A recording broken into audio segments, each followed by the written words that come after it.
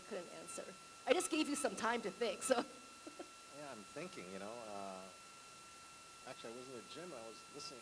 One song I like, I love Lady Gaga, and I'm trying to think. That best describes you, not the song you like. Yeah, no, I love Lady Gaga. Okay. If you ever, yeah. And I was listening to the edge.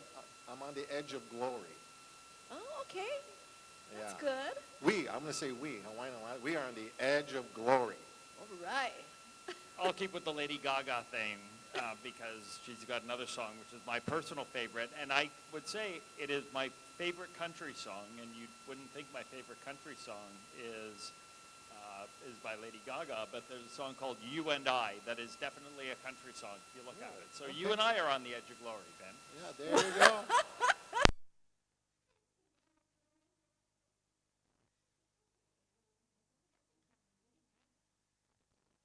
Let's start with you. What else has kept your team busy in recent months, and what are you looking forward to this year? So obviously the last year's been incredibly busy, and our team has done a really remarkable job dealing with a lot of things that we didn't expect to be dealing with at the beginning of 2023. Frankly, from late 22 through May of last year, our airline that is accustomed to being the number one on-time performing airline in the country, something we know that our audience here as guests and travelers on our airline is very interested in and it considers very important. We weren't able to do it because we didn't frankly have the infrastructure here in Honolulu with a construction project going on the primary arrivals runway. So our team really worked incredibly hard to try and make the best of a very, very challenging situation.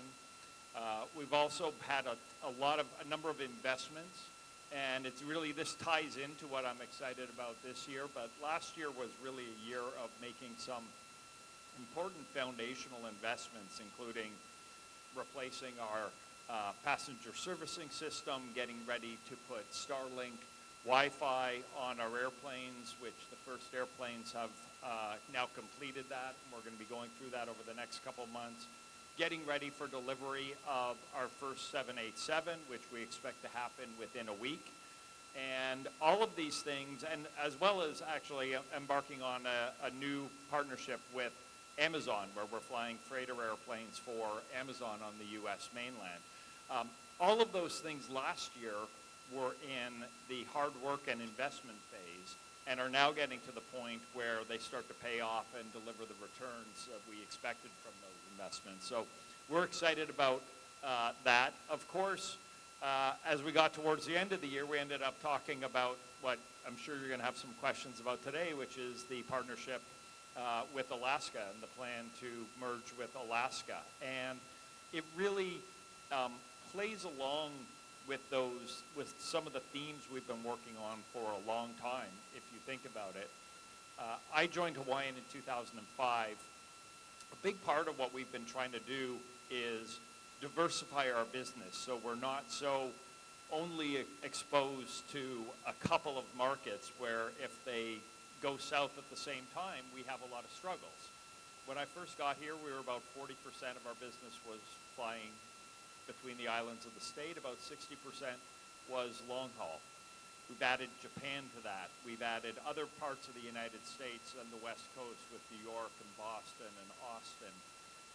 But what we haven't had is that connecting network on the U.S. mainland. And with the opportunity to bring our company together with Alaska, we're going to be able to add so much more going forward. So, of course, I'm excited about that as well. But even before that, this was really a year where we had a lot of exciting things coming to fruition.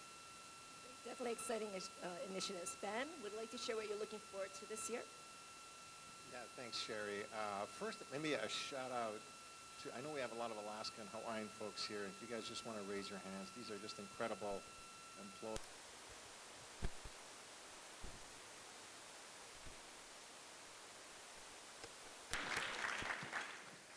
We finished 2023 really, really strong.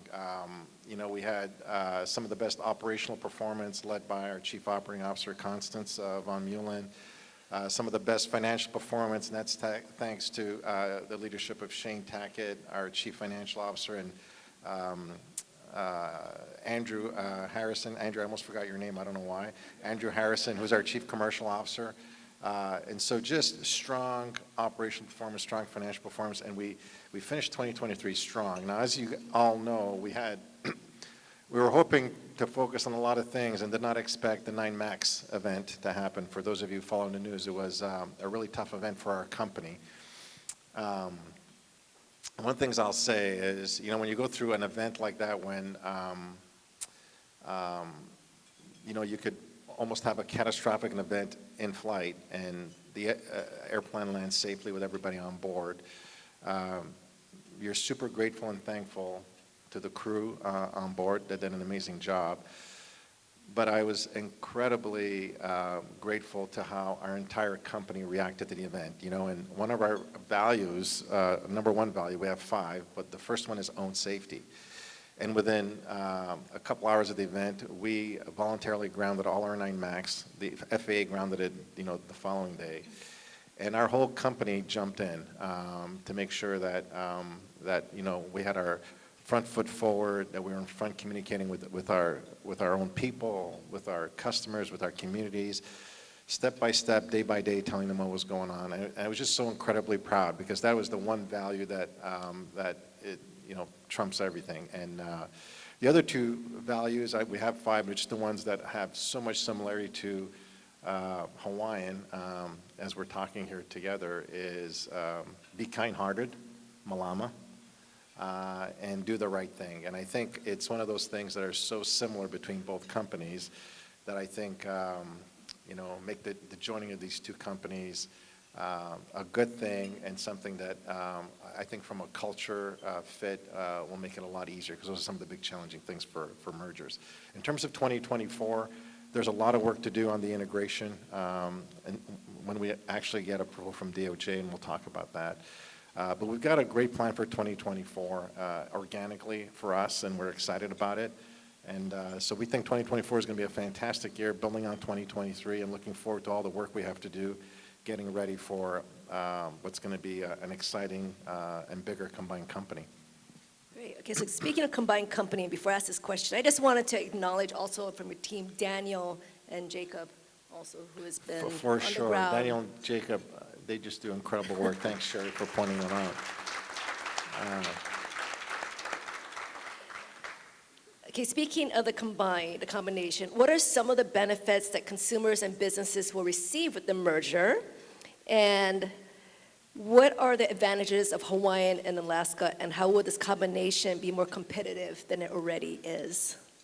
Let me start, and then Peter can add as well. When you look at it from a consumer perspective, from a guest perspective, the world opens up.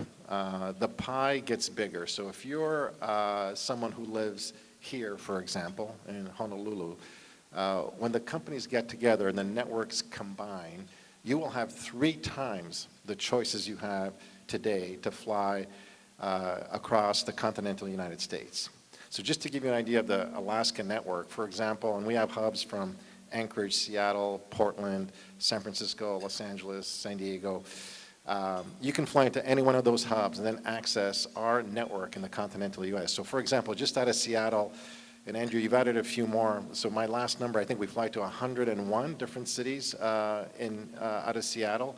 So just going to Seattle, Honolulu, Seattle, you have access to 101 cities across the entire continental U.S. And then when you add our relationship with One World and American Airlines, if you go into a Chicago or a DFW, then you have American's network to smaller cities beyond that. So it's a very powerful combination when you bring both networks together. So from a guest perspective, I think it's extremely, and then from the West Coast side, our customers can benefit from the fantastic international network that Hawaiian's created, of course, going to Japan and Australia and New Zealand and Korea.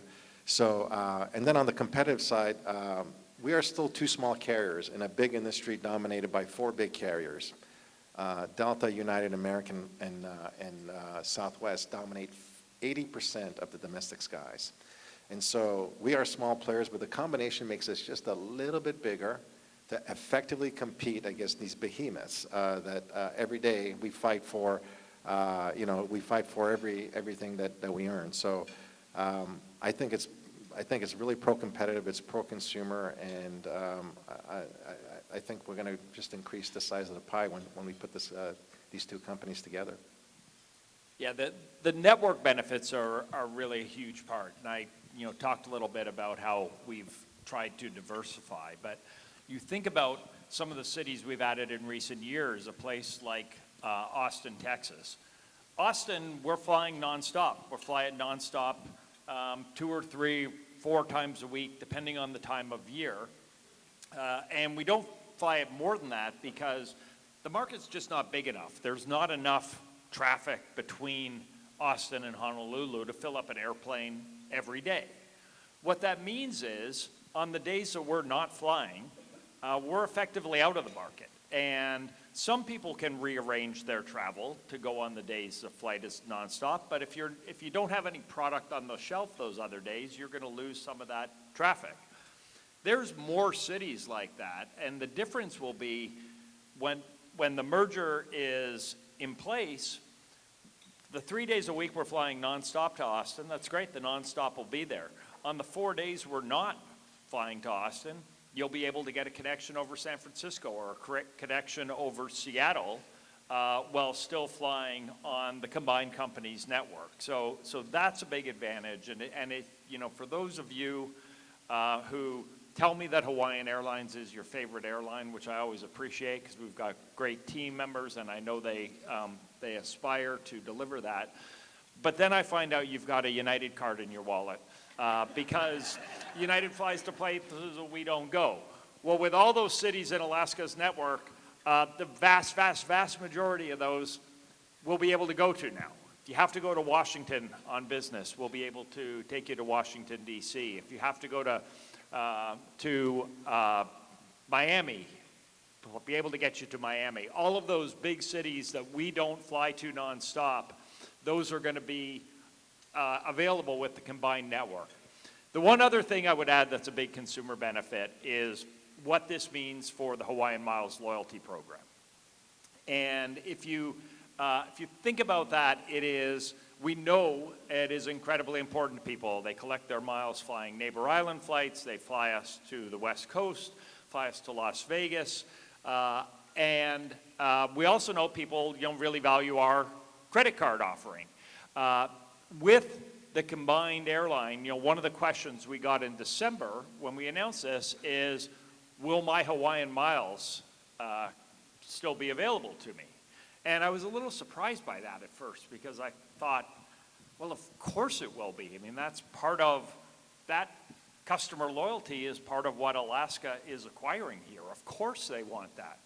But it dawned on me later that same day that the context some people were viewing it here in Hawaii was what happened when Aloha Airlines went away in 2008, which was a very, very different situation and where people did lose those loyalty benefits. Well, here, not only do you keep them, but they're going to get better because now you can use those miles on a larger network. Now you can use those miles on oneworld. And really the strength of that combined loyalty program is going to be really, really powerful for our guests from here in Hawaii, and they're going to be able to have this much stronger network of rewards available to them as they collect those miles over time. Great, that's good to hear. Did you want to add to it, or you're okay? No, I would say is, with the networks combining, we're also part of the One World Alliance. And in terms of those elite benefits, so if you're a platinum today with Hawaiian, you'd be $100K with Alaska. And that would also translate to the highest tier level in One World. So your elite status gets recognized not only on the Alaska Hawaiian network, but on every One World partner that we have. So if you're flying on Japan Airlines, for example, or on Qantas, on Emirates or British Airways, your elite status gets recognized at that level, that highest tier level. And you have access to not only Alaska lounges, but all 700 One World lounges around the world. And even the American lounges in the continental US. So American has pretty much a lounge in every major city that we fly to. You will have access to that lounge. So for example, I was flying on Alaska Metal from, I think it was from Honolulu back to Seattle. And I was going by and I saw the Japan Airlines lounge. I'm like, hey, wait a minute. I can get into the, because I couldn't get into the Hawaiian lounge yet. I told him if he had asked, we probably could have got him a pass. I would have been a little embarrassed. My name is Ben. Can I get into your lounge? But I said, no, let me go to Japan Airlines lounge. And I got in, right? It was like, hey, let me show me your Alaska lounge membership. And so you have access to 700 lounges, an international global network, and we have 30 global partners, 20 of which we sell on our website, directly on our website, with fantastic global airlines, with a bigger domestic network, a bigger international network, 12 787s coming, which we're so excited about in terms of expanding our own international network with the both combined airlines. So this is just going to be a fabulous, amenity for our guests. Great, that's wonderful to hear. The next question, I'm sure this is a question that many are curious about. Do both companies share the same technology platform, including reservation system, and will it work better? So, there's so many aspects to an integration. I will say, so the first one that you do is network. The second one you worry about a lot is people and culture. Third is bringing the operating certificate together. And the fourth are technology and systems and reservation systems. And one of the things historically that airlines have not done well in mergers is bring these complex technology systems together. And so when we did our Virgin America integration, that was the one thing we were focused on. We were going to execute to 150% how well we integrate the technology, and we did that. I was really proud of the team. So with this one, we have to look at each system that Hawaiian has, each system that Alaska has, and the reservation system, for example, is different. It's Sabre and Amadeus, right? So we have to understand, we have to make a decision sometime in the integration path to say which system do we go with, and then put a plan together to execute it so it's seamless to the customer when they open their app. Because we don't want is the app not to work, get to the airport, the kiosks don't work, boarding passes and baggage tags. So that's all part of the integration planning, which Joe Sprague right there is going to lead and make sure that all these decisions get done at the right time. But and there are many, every maintenance and engineering, in-flight, like PBS systems, and this is where how crews bid their lines. All these have to get looked at, all very complex systems, and a plan needs to put in place so we merge. Airlines are very complex technologically, but it's something, I will tell you, it's something we've done before with Virgin America. We know how to do it. Most of our team is here. We did Virgin America, so we're very, we're not overly confident, but we know the playbook on how to go do it. Maybe just for context for people, I think it's helpful to step back a little bit and just think about where we are in the process of bringing these two companies together. And the way you can think about it is, last fall we were in negotiations. The negotiations ended about 6 in the evening on December 1st, and we announced it on December 3rd. So after negotiation was announcement. Once we got through announcement, we've got a couple of important things that have to happen before we can combine. We have to, on the Hawaiian side, our shareholders have to vote on the deal. And that was part of the reason we made Sherry read that tortured legal announcement at the beginning, which isn't the normal sort of thing we do before a fireside chat with our friends in the community. But we're in the middle of soliciting votes for the shareholder vote that happens in the middle of February. And so we've got some very specific legal requirements around that. The other approval that has to go on is for the competition authorities, and in the case of our industry, it's the Federal Department of Justice particularly, but the state AGs will also look at this, including Hawaii's. But the federal authorities have to go through a review process, and that will happen over the next 6 months, give or take a little bit. While we're in that process, we can think about integration planning. And Ben and his team and Joe has been spending a lot of time in our offices here in Honolulu. They're very focused on the integration planning. What we can't do is actually integrate. We can't be combining anything yet. And there's a lot of things we have to be very careful about, because as much as we're sitting here being very friendly, we're eating at the same table, we're competitors up until this is approved. And we've got to make sure that we stay on the right side of that line as we go through the process. Over the next several months, that integration planning will progress, and then when the deal is approved, that's when you get into really finalizing those decisions and starting to integrate it. Great, thanks for sharing that. Now we're going to switch to customer service. By the way, I want to thank your team, Hawaiian Airlines, Jasmine and her team, for bringing this partnership with the Chamber across the islands and learning more about Hawaiian Airlines and now with Alaska Airlines. So please help me thank Jasmine and her team from Hawaiian. Somewhere over there. Okay, so we're going to ask about customer service. Particularly in terms of maintaining both airline standards, for high quality service, affordability, and efficiency. So will that change? I know you mentioned the 5 values. How do you see this combination changing customer service? I think one of the things that makes both airlines very similar is not only their values, but their focus on guest service, and both airlines have a great reputation in terms of guest service, how we treat our guests, and one of the things that's really beneficial is that when you look at the 2 products that we're offering, this is not a low-cost carrier with a network carrier. These are 2 products that are very, very similar, right? Alaska's got a first class and a premium class, a great main cabin. We offer food on board with, local wines, local beers, local cheeses. We have this famous cheese plate that I hope you'll love.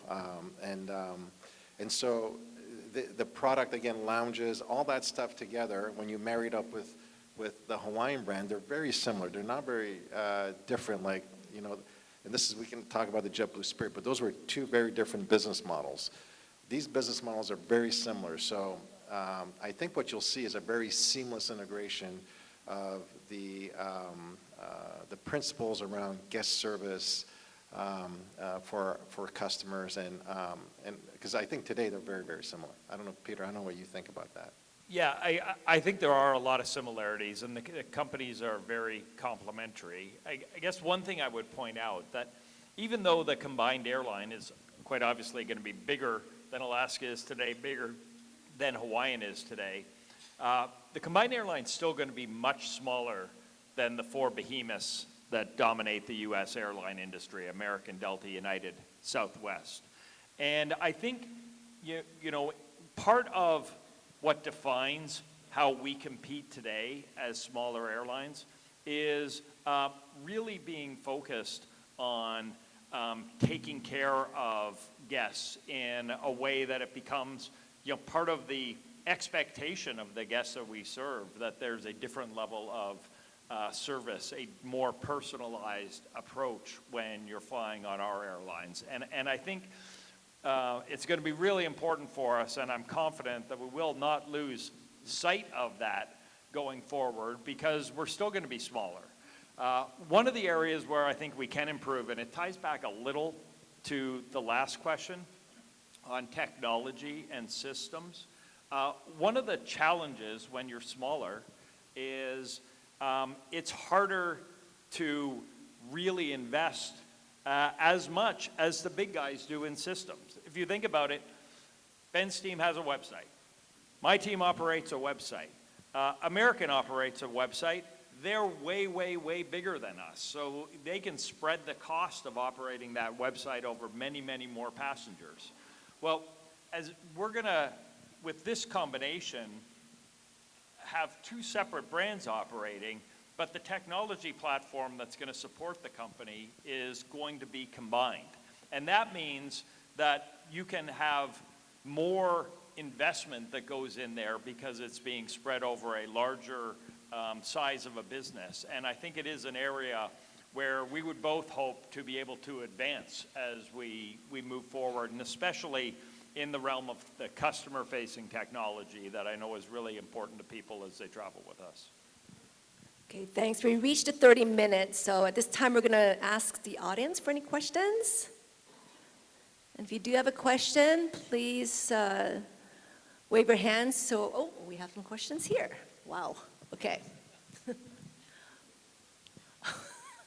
They're all for Peter, I can tell. Some of them, should I read them? Okay. Sorry. I saw your name on it, Peter. Well, this might be good, but Ben, will you be getting rid of POG juice? No, Okay. I got that question yesterday. I love POG juice. Okay. That's an easy one. This is now the fourth community meeting that we've done to talk about this. Hilo, Kona, Maui, and now Honolulu. And in all four, we either got the Hawaiian Miles question or preempted it, like I did today, and we got the POG question. Yeah. So Ben is committed to POG Yeah. now. He is When on the record on POG. On the record, right here. When we flew from Maui to Seattle and came down the aisle, I was like, Okay. The next question, will first-class Hawaiian service will remain the same, and will we be able to keep reserved seating? reserve, so today we have, when you buy your seat, and I don't know if it's different on Hawaiian, Peter, but I think when you buy your Not seat. different on Hawaiian. It's only different on that other airline that started competing in Neighbor Island a Oh, couple years ago. I get the question like now. them. Yeah, no, Wrong on the airlines. airline, I think one of the things that I want to say here is one of the strategies going forward is to position both airlines as premium carriers, premium network carriers that can compete against Delta, American, and United.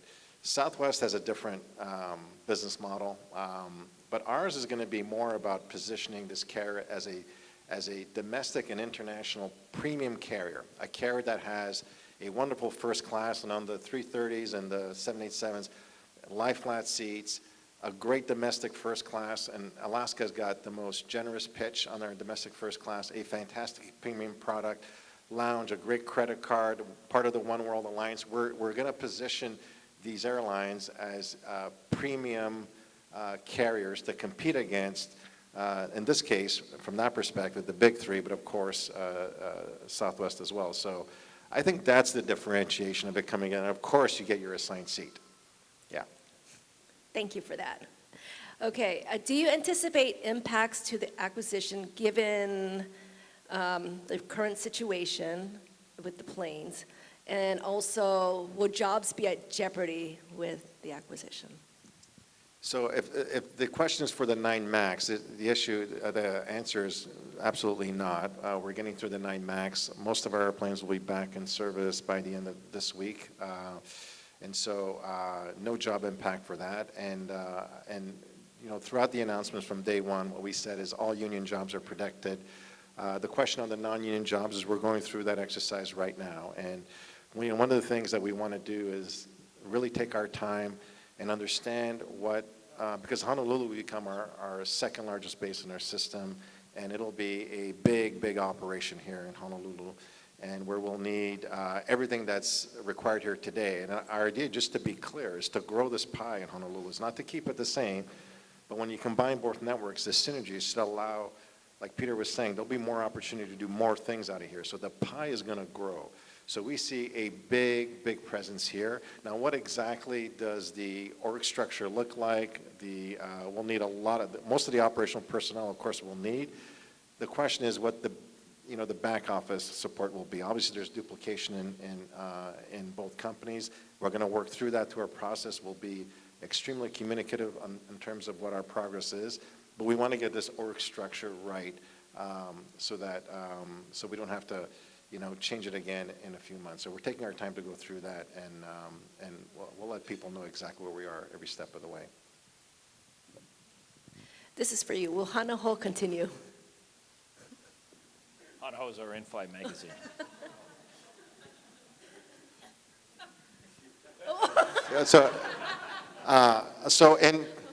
In honest transparency, we don't have our in-flight magazine anymore. And we made that decision during COVID, right? And we made that decision during COVID because, everyone could be thousands of people grabbing the same magazine, so we got rid of it. So that's where we are. So I'm guessing you still have it. We still have an in-flight magazine. It's called Hana Ho. Okay. And look, some of these things we just don't have the answers for yet. And I think that's all right. We've just got to be honest with people. There's an integration to go through. What are the things that, from the very, very first meeting when Ben came to talk to me last summer, actually, that proposed first talk about this transaction, first meeting, he said, we want to keep two brands. We think the Hawaiian Airlines brand is important. And I thought that was really, really telling. And having been around Hawaiian for 18 years, been around the U.S. airline industry for better part of 30 years now, from time to time in my mind, I have played out the notion of what would a combination scenario of Hawaiian be with Carrier X, Carrier Y, Carrier Z, or Z, if you're from Canada.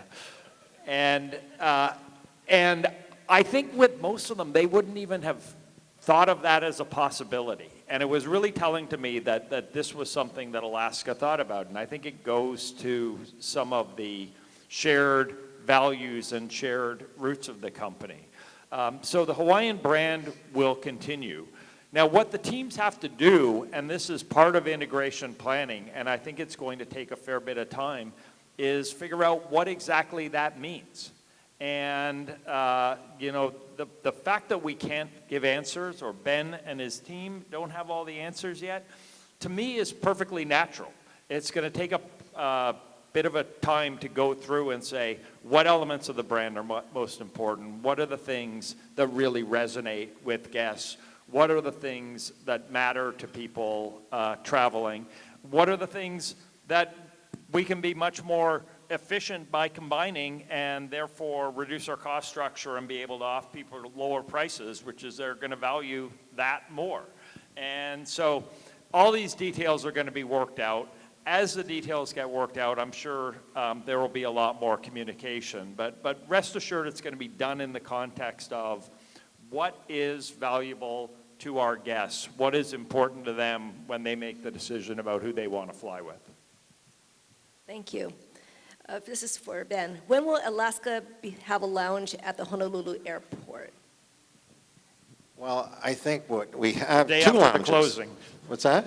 The day after the closing. The day after the closing, yeah, we'll have two lounges. You have two lounges there, right? Is what you said yesterday? We do, yeah. Yeah, I wasn't aware that you had two. But like Peter said, I think once it closes, of course, it'll be all one. Yeah. But right now we're And frankly, we're in the process. One of the other projects we're working on this year is further expanding our lounge footprint. There's some space right as you get out of the security checkpoint at the Mauka end of our lobby. That is when Mauka Concourse was built, was earmarked for a lounge, and so we are working with the state DOT to rent that space, working on designs for it now. So I think there will be, the combined airline is going to have a really, really strong lounge footprint here in Honolulu, as well as the premier clubs that we have on the neighbor islands, and then couple that with the Alaska lounges on the mainland to give a really good footprint of lounge product for people who value that. Great, wonderful news. Are you planning to expand routes in Asia, specifically the Philippines, as 25% of our population is Filipinos, and we need more choices? I'll help out on this one because Ben probably hasn't thought a ton about the sort of Hawaii route expansion yet. And it is, we did fly to the Philippines for about 5 years, and part of the business case premise at the time was exactly what you said, Cherry, that about a quarter of the population here in Hawaii is of, Filipino or of part Filipino origin. We had great demand on that route. The average fares were pretty challenging, and as fuel prices rose early in the, late in the aughts and early in the teens, we decided to suspend flying that route. But it has always been one we continue to look at because we do know there is demand. And I think it is, part of the fun of network planning that you're always thinking about what the next route is going to be. And sometimes it is things that you've tried before that didn't work in a certain context may work going forward. But none of us really, it's hard to tell people well in advance what those decisions are going to be because circumstances change competitively. The fuel price changes, other things change. So those things will be evaluated over time. We know it's an important market that people value, but it is, right now, I think you should think about what the network implications of the combination is really more of an adding what we have today, adding what Alaska has today. And then over time, the company will evolve from that as more airplanes come in and you make subsequent network decisions. The next question, I don't know if you can answer this, but a federal judge has blocked JetBlue's purchase of Spirit Airlines following the Justice Department's suit to stop the planned merger. How concerning is this? And is this regarding your own merger approvals? What steps beyond the stockholder meeting are needed for approval? And if it doesn't go through, what happens? Well, let me give just a little context on our deal versus the JetBlue Spirit deal. These are two uniquely different deals. The JetBlue acquisition of Spirit, and the reason the judge blocked it, if you actually read his report, is that JetBlue was acquiring and eliminating a low-cost carrier, which would eliminate low fares for a portion of the population that was looking for it. So that was the main thrust of the blocking of that merger. Our deal is completely different. Our airlines are very similar. Our networks are very complementary. There's only 12 overlap routes, and when you combine both airline networks, there'll be 1,400 flights a day. 12 of them only have overlaps. I believe the JetBlue Spirit has something like 90, so very little overlap. We talked about the benefits to customers both here in Hawaii and on the West Coast with an expanded domestic network and expanded international network. We talked about us being just a little bit bigger to compete against the Big Four. So we view our case as very strong on its own merits, and it's differentiated with that case. And so we feel strongly as we go through the process that our merger will prevail. And I just echo that you really have to look at each of